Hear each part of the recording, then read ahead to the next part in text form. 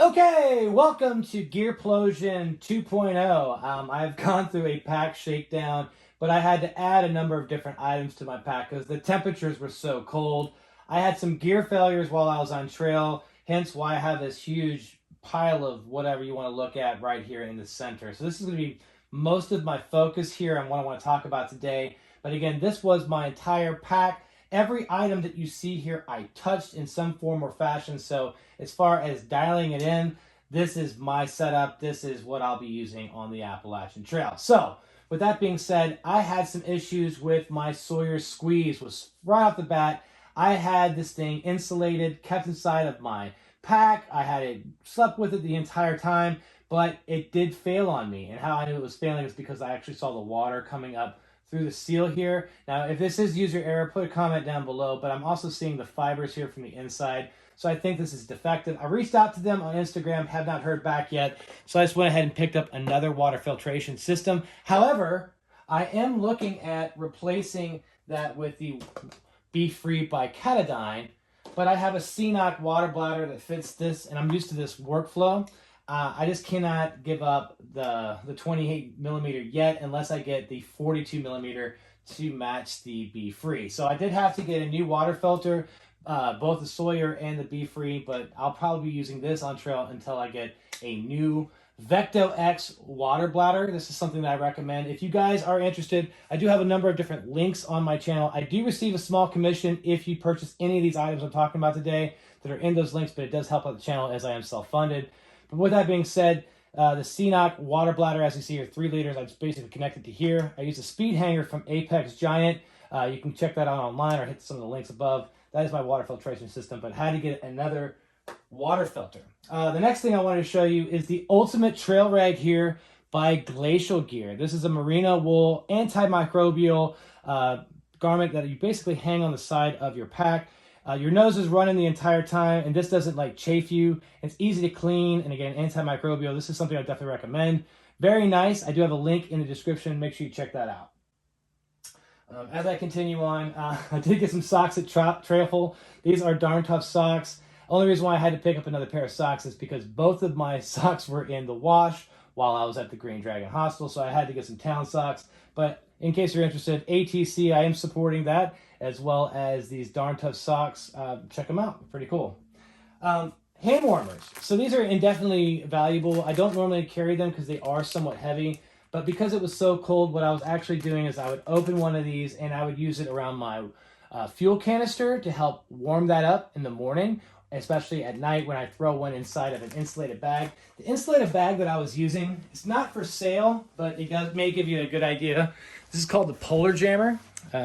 All Things Outdoors. Jeremy made this for me. So what I do is I stick one of these hand warmers here, and I throw it inside of here with my fuel canister, my water filter, or anything that I need to keep warm, and that kept it good to go in low temperatures. So again, it helps with the fuel being able to reheat that in the morning.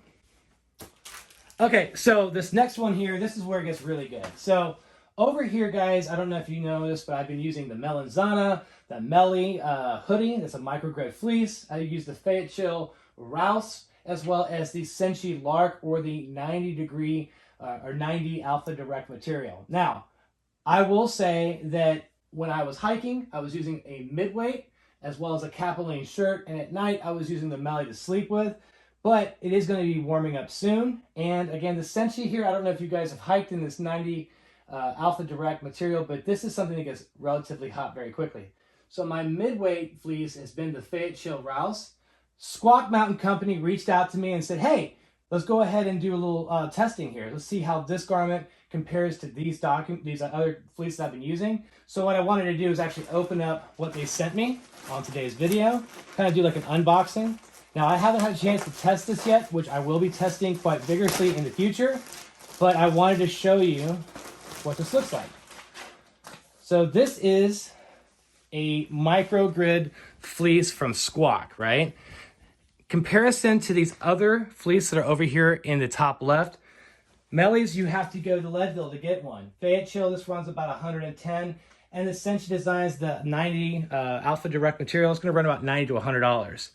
This is a microgrid fleece, It has a lot of similar features in terms of like the cinchy around the cinch around the neck, as well as the pocket down below. Now again, this is a mid-weight fleece. This is not any, I would say it's very similar to the Fayette Chill Rouse. As you see, if you start looking at the back of it right here, very similar in terms of how this garment looks, except on the outside is more smooth, and this has got more of a texture to it. I kind of like this. What I really like about it is it's orange. They have a lot of different colors, and the price on this is only 60 bucks. Now, they sent me one to test on the field. I did not pay for this, but I do have a link if you're interested in the description. Check that out if you want to learn more about SQUAK.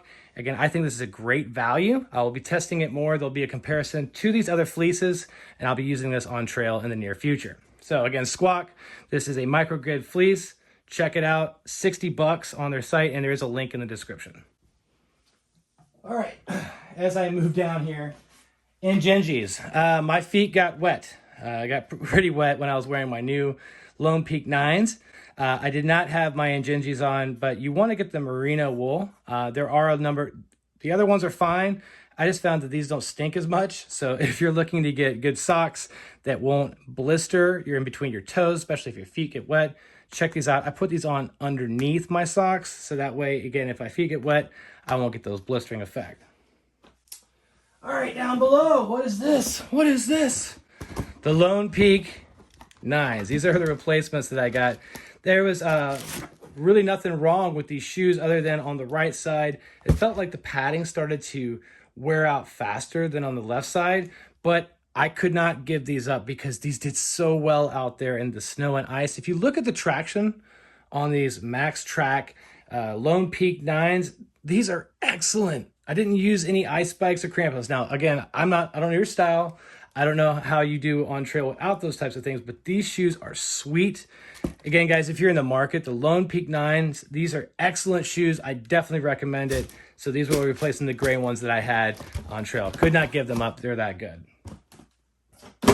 Now, as far as my cook system goes, there's not really been too much of a change to it, but I did want to mention this one thing. This was cool because we were splitting meals at times, and these fossil bowls are really easy to construct, as you see here. So if you get one of those two-person, two-portion meals, right, you can share one with a friend. Easy cleanup, and then if you want to decorate it, you can with different stickers that you might have collected or your own stickers you've created, like I see here, or I see, or you see here, whatever.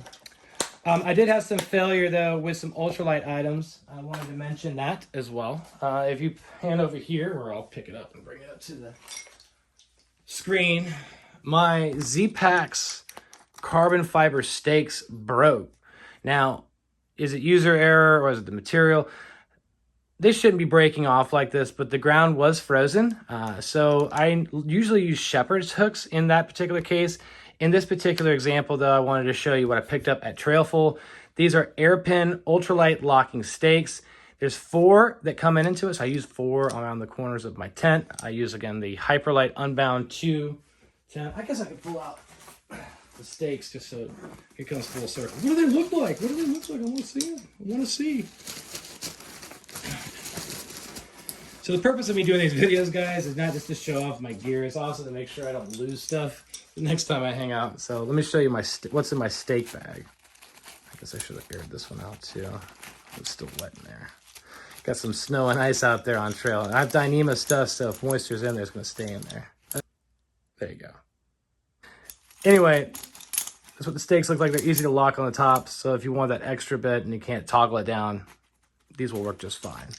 Usually they use the shepherd's hooks as well as the Sonic stakes from Z-Packs, but Z-Packs, come on, man. I bought 6 sets of these so far, no, 3 sets of 6, and almost all of them have broken, so stay away from these.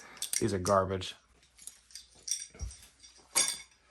Let's see here, what else is new?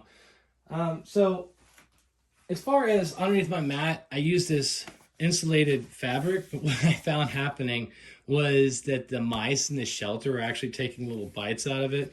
So as I rolled this out, I noticed there was a bunch of little bite marks in it. I may need to pick up some more of this, but this has been great to put underneath your mat at storage shelters and so forth.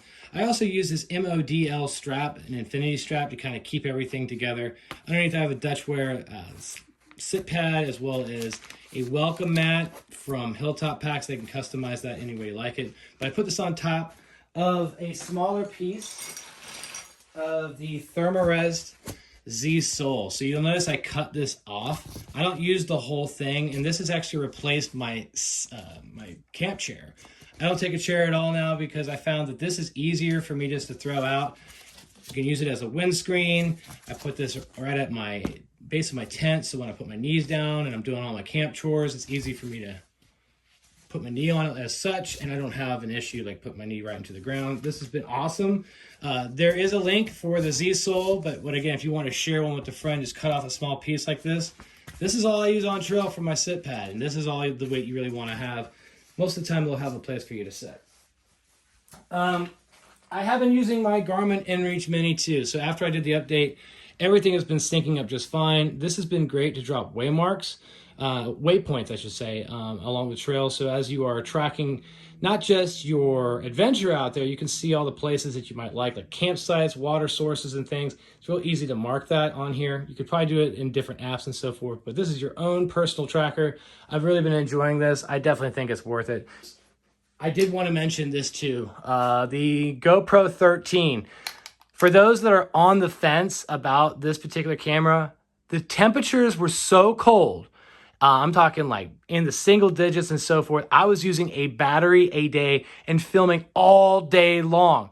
So in the past, the GoPro has had really horrible battery life, maybe last 20 minutes, or it will shut down within 10 seconds. This thing worked like a charm. Cannot wait to share some of the new footage with you, but I definitely wanted to share, if you guys are in the market for a camera that works in cold temperatures, the GoPro 13 works awesome. So I guess another good point about things I added on trail, you'll notice that I have two quilts back here. This is the Enigma, a 30 degree, and this is the 10 degree Revelation. I was using two quilts to lower the temperature in terms of temperature rating on these quilts. So 10 and a 30 brought me down to like -10, -20. I'm not really sure on the math. They do have a chart on their site, but doubling up the quilts definitely helped me on that standpoint.